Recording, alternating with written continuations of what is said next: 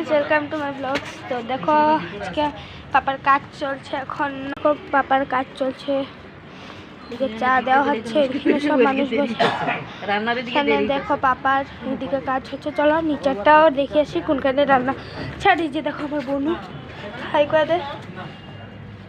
তো আমরা নিচের দিকে যাচ্ছি, তো চলো নিচে এসে গেছি। চলো দেখো আমরা নিচের দিকে এসেছি, এখানে দেখো পনির মেনের কাটার মেন, এখানে রান্নার তোড়জোড় চলছে।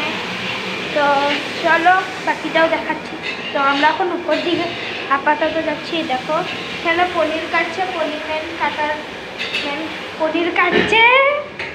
তো চলো উপর দিকে যাচ্ছি। চলো এখন আমি উপর দিকে যাচ্ছি।